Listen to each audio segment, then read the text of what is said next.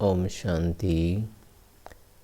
मीठे मीठे बाबा ने आज 9 तारीख की वाणी में बाबा ने कहा है, मीठे बच्चे, तुम्हारा यह टाइम बहुत बहुत वैल्यूएबल है, इसलिए इसे व्यर्थ मत गवाओ। पात्र को देखकर दान करो, ज्ञान दान करो।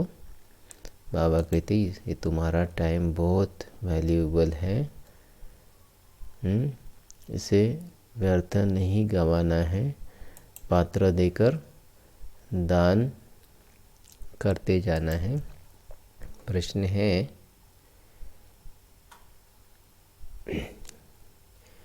गुणों की धारणा बाबा कहते गुणों की धारणा भी होती है, होती जाए और चलन भी सुधरती रहे, उसकी सहज विधि क्या है। बाबा कहते गुणों की धारणा भी होती जाए और चलन भी सुधरती रहे, उसकी विधि सहज विधि क्या है। उत्तर है, जो बाबा ने समझाया है बहुत दूसरों को समझाओ। ज्ञान धन दान करो तो गुणों की धारणा भी सहज होती जाएगी, चलन भी सुधरती रहेगी। जिनकी बुद्धि में ये नॉलेज नहीं रहती, ज्ञान धन का दान नहीं करते, वह क्या हो जाते, बाबा कहते वह हो जाते मनहूस, है ना। बाबा कहते हैं जो ज्ञान दान नहीं करते, ज्ञान धन दान नहीं करते, वह है मनहूस। वह मुफ्त अपने को घाटा डालते हैं, है ना। गीत है आज का, बचपन के दिन भुला न देना। ओम शांति। मीठे मीठे बच्चों ने गीत सुना, अर्थ तो अच्छी रीति समझा। हम आत्मा है और बेहद बाप के बच्चे हैं, यह भुला न दो। अभी अभी बाप की याद में हर्षित होते हैं, अभी अभी फिर याद भूल जाने से गम में पड़ जाते हैं। अभी अभी जीते हो, अभी अभी मर पड़ते हो, अर्थात अभी अभी बेहद के बाप के बनते हो, अभी अभी फिर जिस्मानी परिवार तरफ चले जाते हो। तो बाप कहते हैं आज हंसे कल रो न देना, यह हुआ गीत का अर्थ।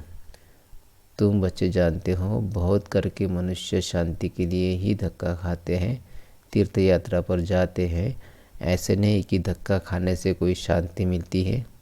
यह एक ही संगम युग है, जब बाप आकर समझाते हैं पहले तो अपने को पहचानो। आत्मा है ही शांत स्वरूप, रहने का स्थान भी शांति धाम है। यहाँ आती है तो कर्म जरूर करना पड़ता है। जब अपने शांति धाम में हैं तो शांत हैं। सतयुग में भी शांति रहती है, सुख भी है, शांति भी है। शांति धाम को सुख धाम नहीं कहेंगे, जहाँ सुख है उसे सुख धाम, जहाँ दुख है उसे दुख धाम कहेंगे। यह सब बातें तुम समझ रहे हो। यह सब समझाने के लिए कोई को सन्मुख ही समझाया जाता है। प्रदर्शनी में जब अंदर घुसते हैं तो पहले बाप का ही परिचय देना चाहिए। समझाया जाता है आत्माओं का बाप एक ही है, वही गीता का भगवान है, बाकी यह सब आत्माएं हैं।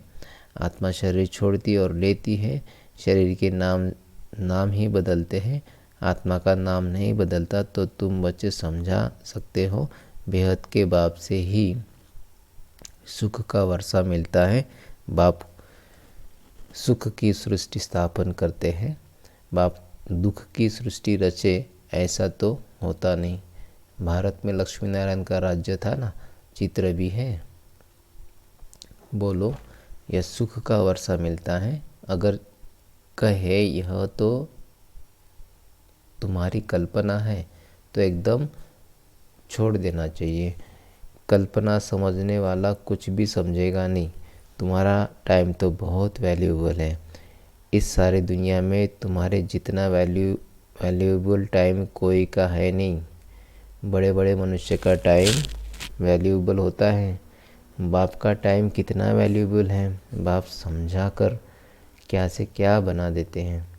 तो बाप तुम बच्चों को ही कहते हैं कि तुम अपना वैल्यूएबल टाइम मत गवाओ। नॉलेज पात्र को ही देना है, पात्र को देखकर ही दान करना है। पात्रों को समझाना चाहिए। सब बच्चे तो समझ नहीं सकते, इतनी बुद्धि नहीं जो समझें। पहले पहले बाप का परिचय देना है। जब तक यह नहीं समझते कि हम आत्माओं का बाप शिव हैं तो आगे कुछ भी नहीं समझ सकेंगे। बहुत प्यार नम्रता से समझाकर रवाना कर देना चाहिए, क्योंकि आसुरी संप्रदाय झगड़ा करने में देरी नहीं करेंगे। गवर्नमेंट स्टूडेंट की कितनी महिमा करती हैं, गवर्नमेंट स्टूडेंट की कितनी महिमा करती हैं, उन्हों के लिए कितने प्रबंध रखती हैं। कॉलेज के स्टूडेंट ही पहले पहले पत्थर मारना शुरू करते हैं, कॉलेज के स्टूडेंट ही पहले पहले पत्थर मारना शुरू करते हैं। जोश होता है ना, बूढ़े या माताएं तो पत्थर इतना ज़ोर से लगा ना सकें। अक्सर करके स्टूडेंट्स का ही शोर होता है, उन्हों को ही लड़ाई के लिए तैयार करते हैं। अब बाप आत्माओं को समझाते हैं, तुम उल्टे बन गए हो, अपने को आत्मा के बदले शरीर समझ लेते हो। अब बाप तुमको सीधा कर रहे हैं। कितना रात दिन का फ़र्क हो जाता है। सीधा होने से तुम विश्व के मालिक बन जाते हो। अभी तुम समझते हो हम आधा कल्प उल्टे थे, अब बाप आधा कल्प के लिए सुल्टा बनाते हैं। अल्लाह के बच्चे हो जाते हैं तो विश्व की बादशाही का वर्षा मिलता है। रावण उल्टा कर देते हैं तो काया चट हो जाती, फिर गिरते ही रहते। राम राज्य और रावण राज्य को तुम बच्चे जानते हो। तुमको बाप की याद में रहना है, बल शरीर निर्वाह अर्थ कर्म भी करना है। फिर भी समय तो बहुत मिलता है, कोई जिज्ञासु आदि नहीं है, काम नहीं है तो बाप की याद में बैठ जाना चाहिए। वह तो है अल्पकाल के लिए कमाई, और तुम्हारी है यह सदाकाल के लिए कमाई। इसमें अटेंशन जास्ती देना पड़ता है। माया घड़ी घड़ी और तरफ ख्यालात को ही ले जाती है, यह तो होगा ही। माया भुलाती रहेगी। इस पर एक नाटक भी दिखाते हैं। प्रभु ऐसे कहते, माया ऐसे कहती। बाप बच्चों को समझाते हैं, माँ में कम याद करो, इसमें ही विघ्न पड़ते हैं, और कोई बात में इतने विघ्न नहीं पड़ते। पवित्रता पर कितनी मारे खाते हैं। भागवत आदि में इस समय का ही गायन है। पूतनाएँ सुपनकाएँ भी हैं। यह सब इस समय की बातें हैं, जबकि बाप आकर पवित्र बनाते हैं। उत्सव आदि जो भी मनाते हैं, जो पास्ट हो गया है उनका फिर त्यौहार मनाते आते, पास्ट की महिमा करते आते। राम राज्य की महिमा गाते हैं, क्योंकि पास्ट हो गया। जैसे क्राइस्ट आदि आए, धर्म स्थापन करके गए, तिथि तारीख भी लिख देते, फिर उनका बर्थडे मनाते आते हैं। भक्ति मार्ग में भी यह धंधा आधा कल्प चलता है। सतयुग में यह होता नहीं, यह दुनिया ही खत्म हो जानी है। यह बातें तुम्हारे में भी बहुत थोड़े हैं जो समझते हैं। बाप ने समझा है, सब आत्माओं को अंत में वापस जाना है। सब आत्माएं शरीर छोड़ चली जाएंगी। तुम बच्चों की बुद्धि में है, बाकी थोड़े दिन हैं, अब फिर से यह सब विनाश हो जाना है। सतयुग में सिर्फ हम ही आएंगे, सभी आत्माएं तो नहीं आएंगी। जो कल्प पहले आए थे वही नंबरवार आएंगे, वही अच्छी रीति पढ़कर और पढ़ा भी रहे हैं। जो अच्छा पढ़ते हैं वही फिर नंबरवार ट्रांसफ़र होते हैं। तुम भी ट्रांसफ़र होते हो। तुम्हारी बुद्धि जानती है जो आत्माएं हैं सब नंबरवार वहाँ शांति धाम में जाकर पढ़ेगी, बैठेगी, फिर नंबरवार आती रहेंगी। बाप फिर भी कहते हैं, मूल बात है बाप का परिचय देना, बाप का नाम सदैव मुख में हो। आत्मा क्या है, परमात्मा क्या है, दुनिया में कोई भी नहीं जानते। भल है भ्रुकुटी के बीच चमकता अजब सितारा, बस जास्ती कुछ नहीं समझते। सो भी यह ज्ञान बहुत थोड़े की बुद्धि में है। घड़ी घड़ी भूल जाते हैं। पहले पहले समझाना है बाप की बाप ही पतित पावन है, वर्षा भी देते हैं, शहंशाह बनाते हैं। तुम्हारे पास गीत भी है। आखिर वह दिन आया आज, जिनकी थी आज, जिनका रास्ता भक्ति मार्ग में बहुत तकते थे। द्वापर से भक्ति शुरू होती है, फिर अंत में बाप आकर रास्ता बताते हैं। क़यामत का समय भी इनको कहा जाता है। आसुरी बंधन का सब हिसाब किताब चुकत कर फिर वापस चले जाते हैं। 84 जन्मों के पाठ को तुम जानते हो, यह पाठ बजता ही रहता है। शिव जयंती मनाते हैं तो ज़रूर शिव आया होगा, ज़रूर कुछ किया होगा, वही नई दुनिया बनाते हैं। यह लक्ष्मी नारायण मालिक थे, अब नहीं है। फिर बाप राजयोग सिखलाते हैं। यह राजयोग सिखाया था, तुम्हारे सिवाय और कोई के मुख में आ नहीं सकेगा, तुम ही समझा सकते हो। शिव बाबा हमको राजयोग सिखला रहे हैं। शिव हम का जो उच्चारण करते हैं वह भी रॉन्ग है।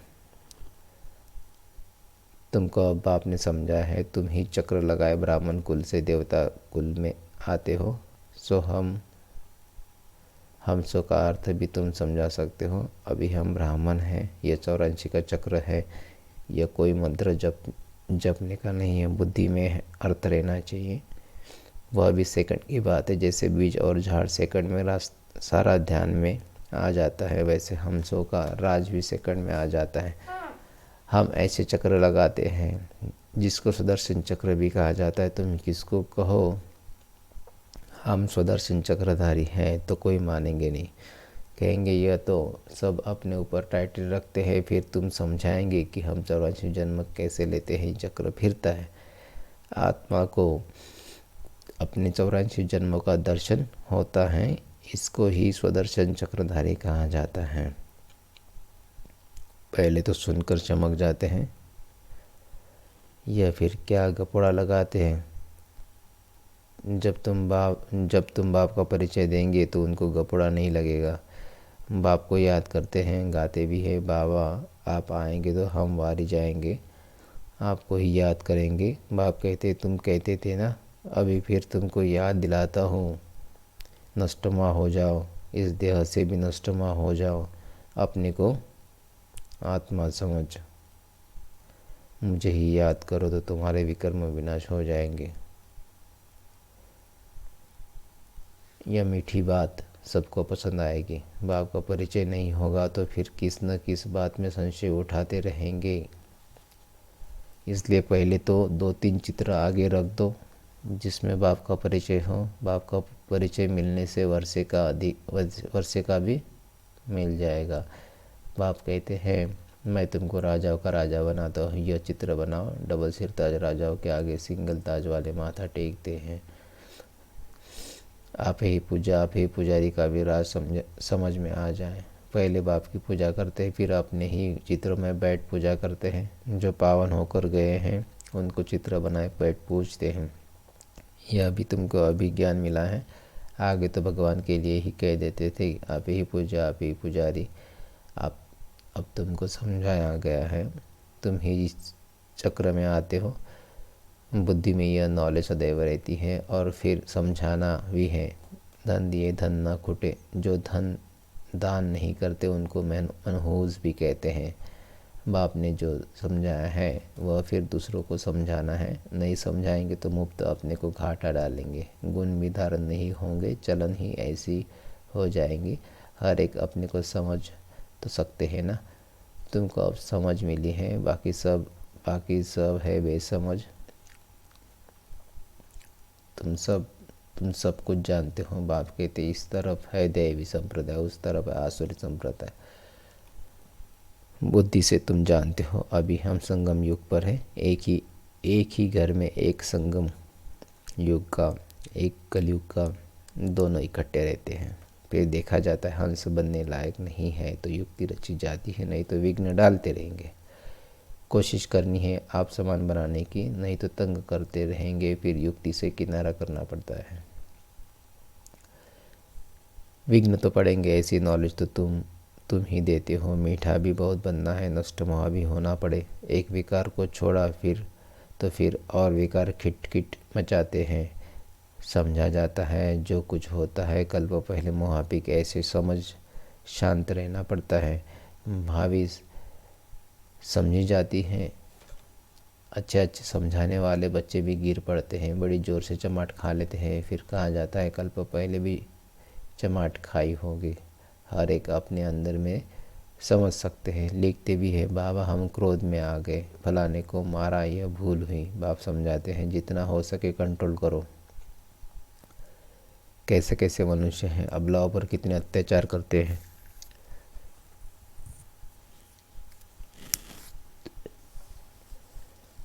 पुरुष बलवान होते हैं, स्त्री अबला होती हैं।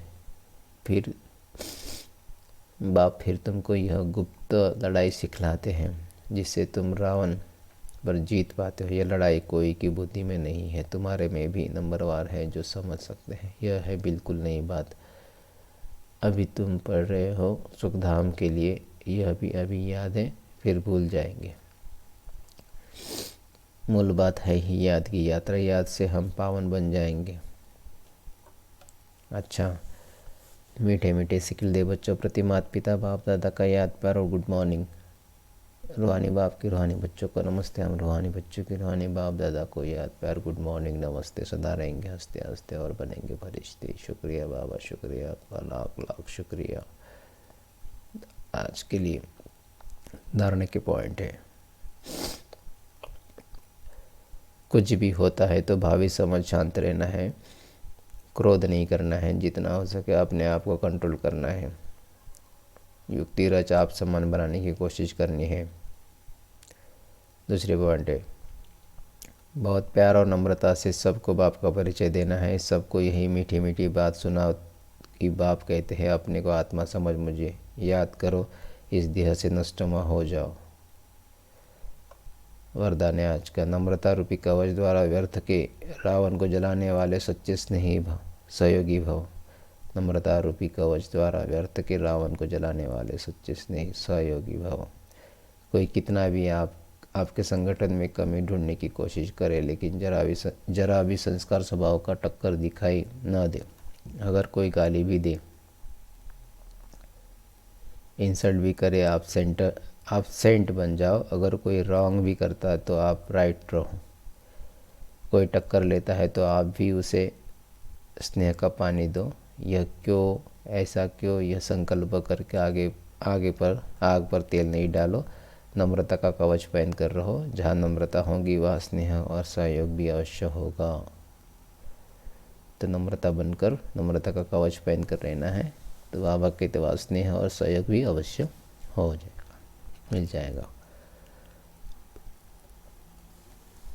तो आज का स्लोगन है, मेरेपन की अनेक हद की भावना एक मेरे बाबा में समा दो। मेरेपन की अनेक हद की भावना एक मेरे बाबा में समा दो। अच्छा, ओम शांति। थैंक यू बाबा, थैंक यू।